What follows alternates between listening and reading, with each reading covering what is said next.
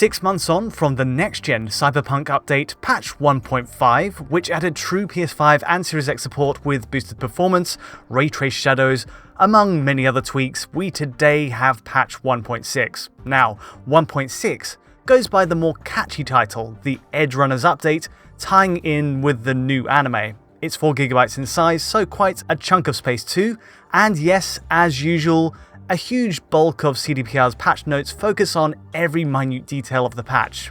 It's pretty exhaustive, with features like the wardrobe, extra weapons, countless bug fixes, and even cross-progression between systems, which is pretty amazing, all get added here. But today, it's the performance and visuals that I'll be focusing on, of course. Specifically, I'm looking at the Series S edition, which receives a new 60fps performance mode, unshackling it from its 30fps cap for the first time. And otherwise, the patch notes also make a specific mention, right at the end, of improved input latency.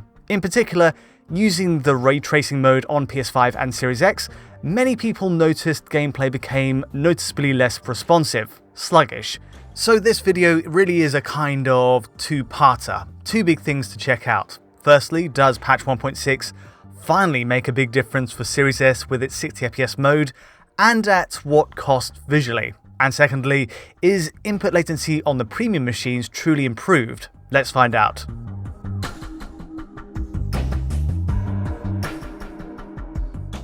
So to recap, until now, Series S only ran at 30fps at a dynamic 1440p resolution, going down to 2304 by 1296 lowest via dynamic scaling. There was no mode toggle like on PS5 or Series X, just an out-of-the-box setting at 30fps. That was it for Series S, one and done, which honestly felt a bit underwhelming. Adding to the disappointment, Series S also had no locally ray traced shadows, as was the big upgrade in PS5 and Series X's brand new RT modes. Series S just felt like an afterthought by comparison, with no truly next-gen features to boast about besides, well, maybe the better loading speeds. Fast forward to today's patch 1.6, the Edgerunners update, and okay, ray tracing still doesn't make the grade on Series S, but honestly, I think that's fine. What we do get though is a brand new toggle in the video tab, letting us switch between a performance mode running at up to 1080p and 60 frames per second, and then also a quality mode at 1440p and 30 frames per second. I'll say right off the bat that the quality mode on Series S today works pretty much just as it did before the patch on its default mode. That is to say, it runs the gamut from 1440p down to around 1296p, and the lock is reasonably tight at 30fps too, giving us a stable and visually sharper option on Series S. Again, there's no ray tracing included here, and the star of the show, of course, is that new performance option, the 60fps mode.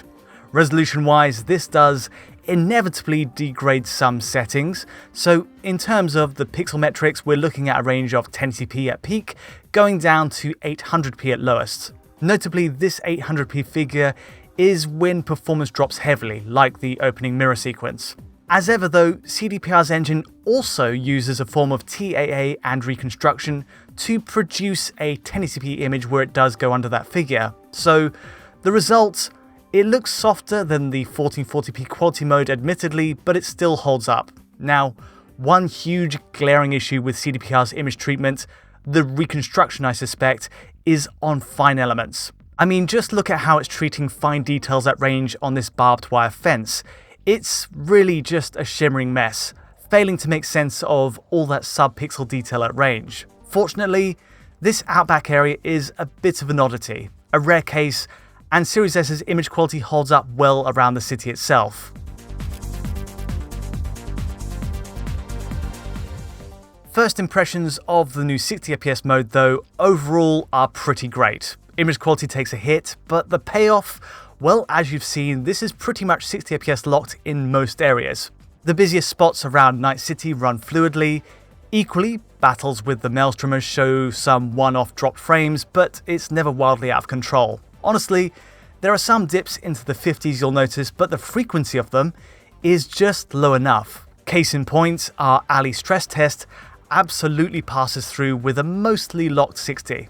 All those grenades, NPCs, the physics, Series S doesn't buckle too much at all. Again, dips into the 50s are expected in the extremes, but if that's what we're resorting to get a frame rate drop, I think Series S is in pretty good shape. The new 60fps mode absolutely delivers here, and we get parity from a performance standpoint with PS5 and Series X, even if, yes, that resolution does take a hit to 1080p and under. So, what's the sacrifice for 60fps? Nothing comes for free, of course, and with any doubling in frame rate, you'd expect a certain level of tweaking to settings. Well, here's the side-by-side to show exactly what's up. Comparisons with Series S's quality mode, running at a dynamic 1440p and 30fps, are revealing enough. Now, image quality is obviously at a disadvantage at 1080p, but we also see shadow quality dropping down a preset as well. Shadow outlines become less defined on Series S to hit 60fps, especially on character self-shadows. Interior lighting in particular generally flags more pixelated, rough edges, depending on the angle and the light's distance to an object.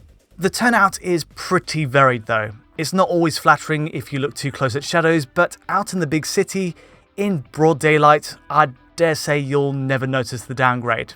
Now, the second big change for Series S's performance mode is its lowered NPC counts. Check this out, even with the random nature of NPCs spawning in, the density of crowds here is visibly lowered in its performance mode as we walk through the market.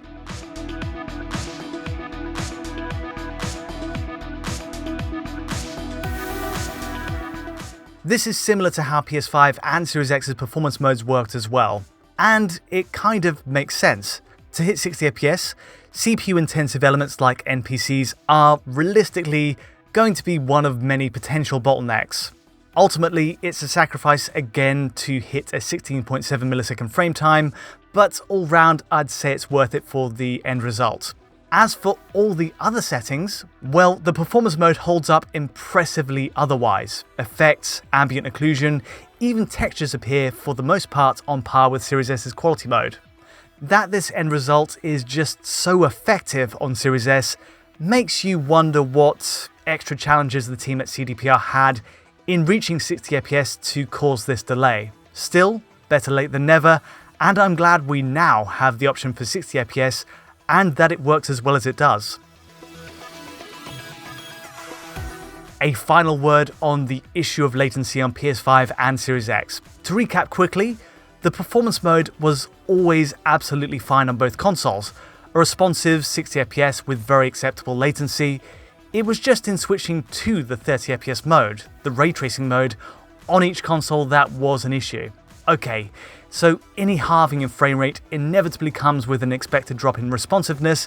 Even at a basic rendering level, we're going from the 16.7 millisecond render time to 33 milliseconds to make a 30fps cap possible. But for Cyberpunk's RT mode, the drop in responsiveness felt that little bit extra glaring. So, what's going on? Well, after a lot of work, today I actually have the metrics to prove what went wrong in patch 1.5, and also, by extension, what patch 1.6 does to fix it.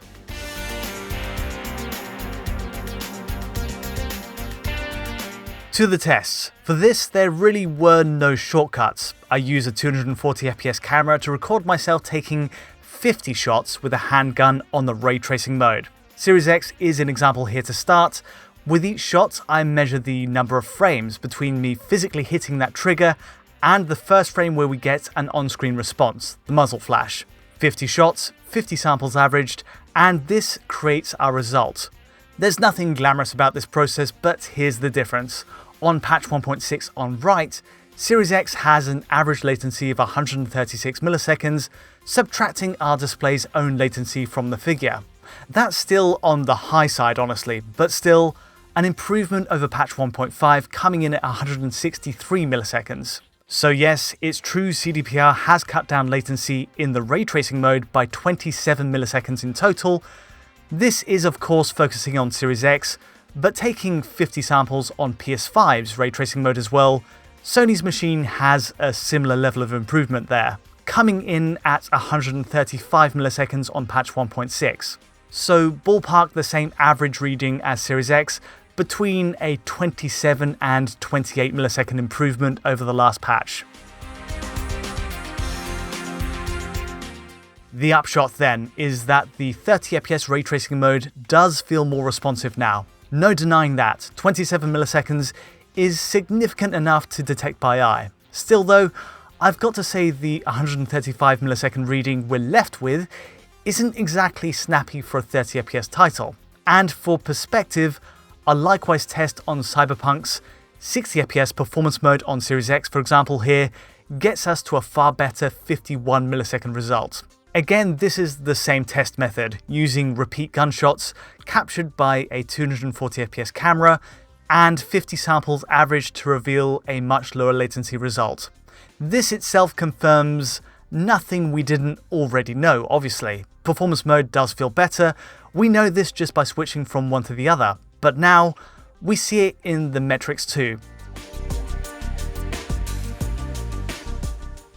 I'm delighted to say the Edgerunners update, patch 1.6, brings only good news all round then. Series S gets a tidy 60 FPS mode added in its menus for one, it's really solid and the sacrifices to achieve it feel fair too, I think. The res drop, reduced shadows, and lower NPC counts are all trades I'm happy to make personally. Between the ray tracing and the new 60 FPS mode on PS5 and Series X, it really was the 60 FPS gameplay that was higher on the wishlist for Series S, and I'm just glad we've got it. And also, turning to the premium machines, we have more of a tightening up of what was already there. The ray tracing mode felt unresponsive before, and patch 1.6 does take positive steps. It's hard to make any definitive call on how CDPR achieved it.